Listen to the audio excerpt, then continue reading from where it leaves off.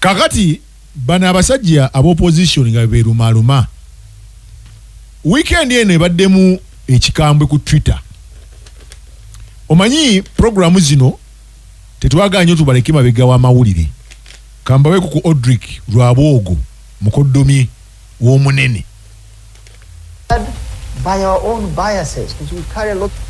Second, hard decision making requires a keen sense of neutrality to avoid being colored by our own biases, because we carry lots of biases by our experience, by our history, by our culture. Now here, the story of a Jewish king called David in the Bible. Those of you who read the Bible, this story is instructive to me when I read it again. In the second book of Kings, chapter 19, David's son called Absalom commits treason. He overthrows his father. But then Joab, the commander of the nation's forces, follows and kills Absalom. David, instead of praising the forces of the nation for ending the treasonous episode, David instead weeps for the son who had committed treason. The men who had ended treason are sort of shocked at the turn of events. They question in their minds, should we have abided by the laws of the land or should we have let the treason continue? Who are we working for? What should guide us as the army of the land? This is Joab and his team. For David, this was a very painful decision because the line between a treasonous group and his being the father of the leader of the episode deeply colored decision-making capacities for David. Now, like any parent, one can understand David's very precarious situation when the state and family mix. Now, from a perspective of decision-making in this kind of situation, there is some reflection that this story should force on us, especially on why David was weeping. It seems to me, when I reflected on this situation of David, it seems to me that this situation with Absalom had festered for so long, and David had refused, quotes, to do surgery at his home. David, ne uli ya good story. Mpulire mboozi. Kati Absalom njaga kati onu waliwo gundi X message ya X yazze ya Twitter X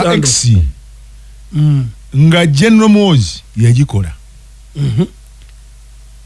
nga eraga ekifaananyi ekya President Museveni nga alina ono Odrick nakirabye social media Odrick Lwabwogo mukoddomi w'embuga yebba wa Patience Museveni Lwabwogo okategeddaako nkuwulira kakati addira ekifaananyi kati mu kifo kya taata wange okwata omubbi ono ali naye beekuba bifaananyi omubbi asinga mu Uganda bawa muwala w'omukulu eyo kakati afuuse omubbi Odrick Lwabwogo ensonda zibadde zigenda nga zigamba nti kirabika naye ayagala waki ayagala kintu ne general sigino zonna ziraga ayagala akyagala kakati abaana kye bakoze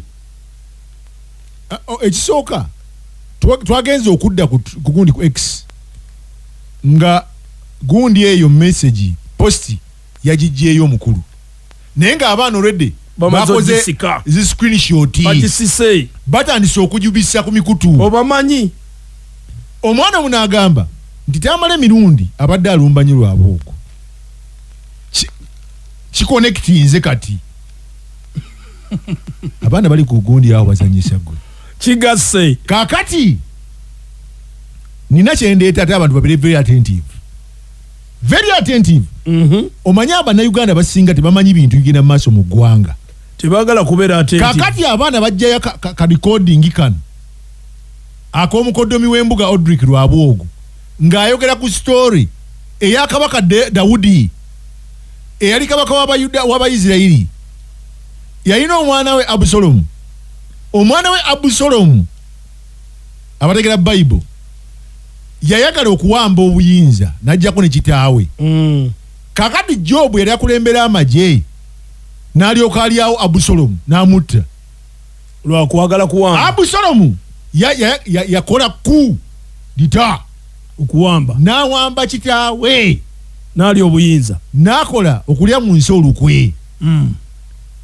Kakati adumira amaje Job nagamba none da tekisoboka nakomandinga amaje gali ewono ne balyoka batani Abusalomu.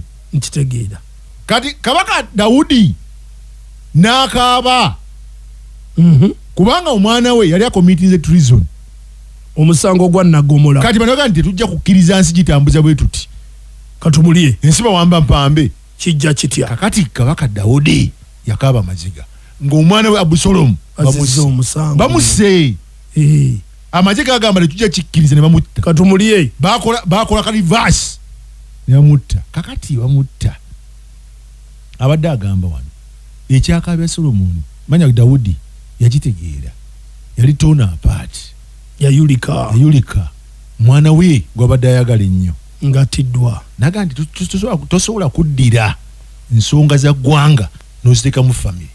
Awo kiba ontegedde gwa akantu ako toyinza kwetika nsonga za ggwanga. Kankaddemu kakubi manya abantu bawuliriza bino bintu tubijja wala wuliriza. I reflected on this situation of David. It seems to me that this situation with Absalom had festered for so long. And David had refused, quotes, to do surgery at his home and at an individual level. He had had terrible mistakes with Bathsheba. Those of you who read the Bible know that. Someone's wife that he had taken. Mix.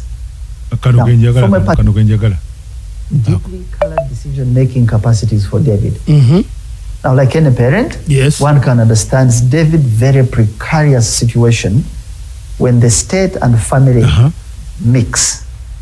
Now, from a perspective of decision, you cannot make state ne family bigatagana tebikwatagana wabaawo ensobi wabirawo ki kukontana. Naye Abusalomu omusajja yakaba mazigo omwana wo kumutta.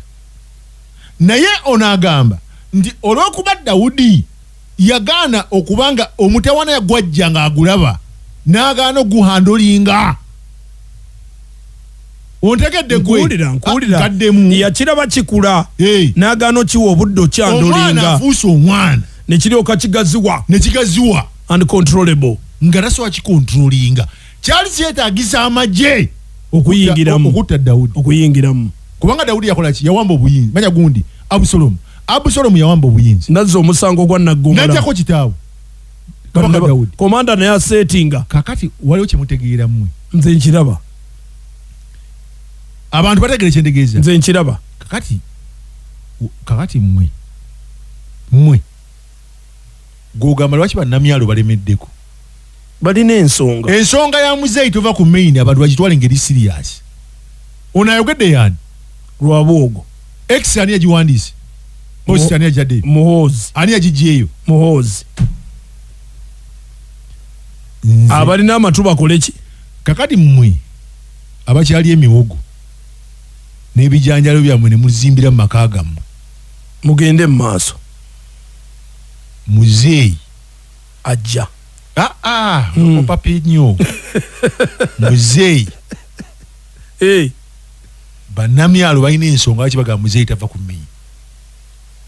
bamuwuliriramu emirembe si kuwulira mirembe yasobola. Rockie nkubi akatambi okawulidde nkitegedde nkubuulidde X message yafulumye era negibwayo n'agijjayo nompa ne Lwabwogo nenkuwa ne Lwabwogo Drake n'ogatta nengatta emisonga. Kati wulira banaati bawulire anti we are removing a dictator. Wulira Kyemba resolutions namba 1 tugalewo FDC, namba 2 tutandike ekibiina ekipya oba tufuneyo ekirala kituyingiramu nga tukitereeza tukitambuliremu. Ekyokusatu obukulembeze bwange bwongeddwayo ekisanja bukole ku mulimu ogwo. Ekyokuna okuvumirira ebyabadde okuvumirira gavumenti ku nsonga z'ekiteezi olw'okubanga yalagajjalira abantu bano. Ekirala kwe be bantu baffe abasibiddwa 36 abali e Luzira ne babanga kakati